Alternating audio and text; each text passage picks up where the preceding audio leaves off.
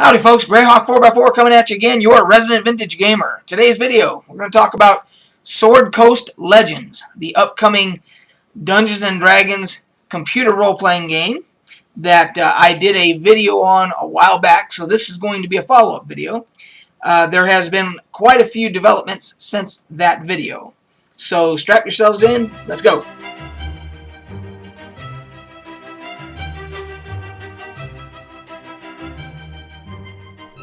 Since I made that video where I was so very excited about the announcement and that Sword Coast Legends was coming out and it was going to be a Dungeons & Dragons title and it was supposed to be the spiritual successor to Neverwinter Nights and all that, and I couldn't have been happier. A lot of things have changed. A lot of things have happened.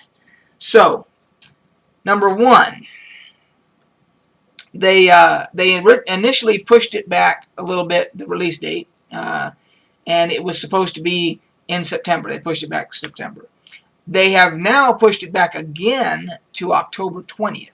The reason that with this latest pushback is because they were, for those that had pre-ordered, they were doing Head Start weekends and allowing them to play portions of the game. Well, the feedback was intense, and it appears that the game is not a successor, a spiritual successor to any D&D title. And the reason I say that is because apparently the developers are not using D&D rules, a rule set for, even though word was that it was going to be 5th edition, blah, blah, blah. Apparently they're not using a complete rule set for this game.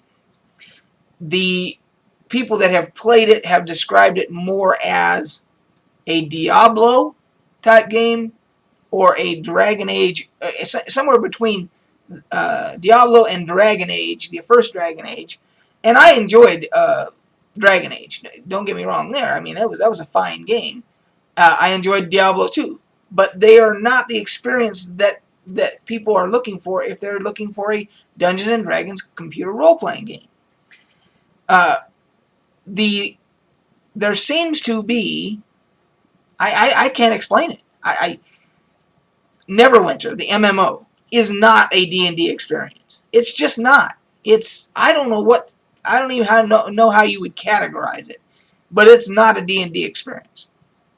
Dungeons & Dragons Online, there are portions of that provide a D&D-like experience. But there's other things in that game that make it absolutely... It's not a D&D experience. It's a different type of game.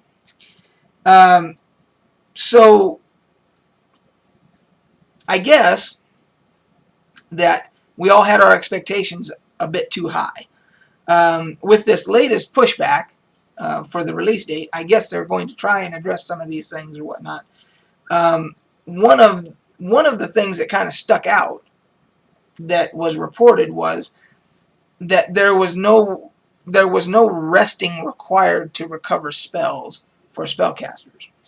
And anybody that's played pretty much any edition of Dungeons & Dragons knows that for quite a few spellcaster classes, you need to rest to regenerate your spellcasting abilities, which is a balance mechanic in the paper and pencil, game, but it's also logical. It would seem to be logical that take a wizard or somebody for that who casts powerful spells, that it just seems logical that it would drain a lot of the person's physical energy to do such, and then they would need to rest to be able to do it again. That just seems logical. Well, apparently in this game, they're on cooldowns, which is very un-D&D like. So that one I got a problem with. And now I haven't played it. I did not pre-order because you guys know I don't like to pre-order stuff, and I've been wanting to pull the trigger, and then I started seeing all these reports of these issues. But I've decided that I'm going to go ahead and pre-order it because I want to be able to report on my channel factually. I want to be able to, with my personal gameplay, provide feedback to you guys. So going against my better judgment against pre-orders and having seen what I've seen, I'm still going to do it for the benefit of my channel, meaning the benefit of the people that watch my channel. So I am going to do that. And then there is another Head Start weekend this weekend apparently. So I will be able to, I will pre-order it before then. I will hopefully be part of the Head Start, because that's purportedly what you get when you pre-order. And then hopefully I'll be able to do another video after that to say, well, here, I've played it now, and here's what I think. So those are some issues. Now, there are other issues that people have problems with, saying that there are things behind a paywall. Because there is a collector's edition, and the collector's edition has things like additional elements for dungeon masters in the game, like being able to use the beholder monster. If you don't buy the collector's edition, you cannot use the beholder monster when you're designing a dungeon. So that seems kind of chicken shit to me. I think that one of the big selling points of the game was that you're going to be able to play as a dungeon master and have people go through your dungeons and so forth, and to say, oh, well, except for this monster you got to pay this much more for, and so forth. I kind of have a problem with that. Now, having said that, I did do some research. I went back and I pulled my Neverwinter Nights 2 and my Baldur's Gate 2 collector's editions just to see if there was stuff behind a paywall then, because this is, this was before digital distribution, so you had to buy the boxes and everything. And this limited edition version of Neverwinter Nights 2 did have one of the items that you got for the collector's edition was Blessed of Joaquin, a powerful new feat that will grant a bonus to all saving throws, 2 special items, access to a unique weapon, and a magical golden aura that surrounds your character. So there you have it. There was a paywall even back here gives you a bonus to all saving throws. I mean, that's pay to win right there.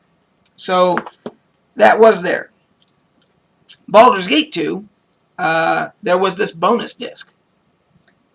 And this bonus disc allowed, it basically allowed access to, it put a couple other vendors in the game that you could buy really powerful items from in the game. So there were things behind a paywall. It was different because it was physical media as opposed to downloadable. But just to be completely accurate, that there was stuff behind a paywall back then. Doesn't mean it was, I don't know that I like it any better. But and then I remember with Dungeons and Dragons Online, now that's an MMO, that's a whole different animal. But when you got the collector's edition of that, which of course I did, there was a founder's helmet that gave you +1 to 1 stat, and then there was, I think, Boots of Speed, something like that. I don't remember. But there were bonus items behind a paywall there too. So unfortunately, we live in this new. Well, here, I'm going to put a picture up that accurately describes what I'm talking about.